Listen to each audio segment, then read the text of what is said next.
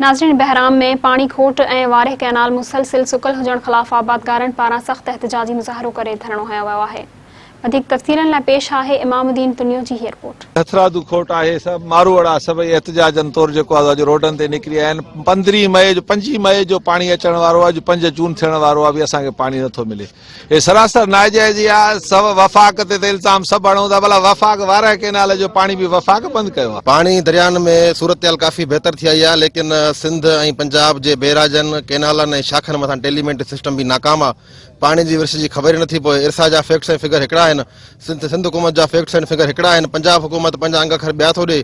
सो असांजो वफ़ाक़ खां ऐं सिंध हुकूमत खां पुरज़ोर मुतालबो आहे त जेको आहे सो सिंध ऐं पंजाब जे बेराजन कैनालनि ऐं शाखनि जे मथां गैर जानबदार मुबसर मुक़रर कया वञनि, जेका पानी जी विर्छ खे मॉनिटर कनि ऐं पाकिस्तान जो इरिगेशन सिस्टम जो टेलीमेंट सिस्टम उनखे बहाल करायो वञे ऐं सिंध में जेका हथरादू पानी जी खोट आहे उनखे ख़तमु करायो वञे। उन जी सिलसिले जी भी हीअ कड़ी आहे ऐं इंशाअल्लाह जेसीं ताईं असांखे पानी पंहिंजे हक़ मुताबिक़ न ॾिनो वियो तेसीं ताईं असां सरापा एहतजाज रहंदासीं।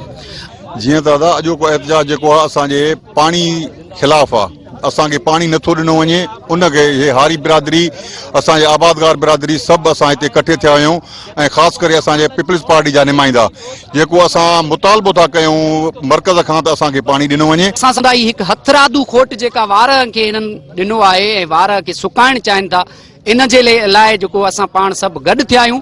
हीउ हिकिड़ो मैसेज आहे।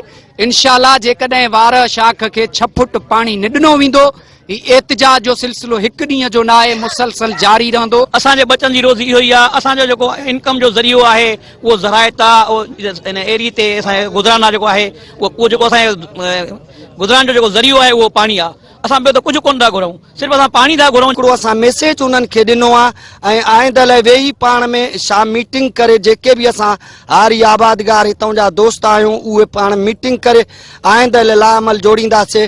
या त असां आपाशी वज़ीर जे गेट जे अॻियां जेको सो असांजो एहतजाज हूंदो या CM हाउस जे अॻियां।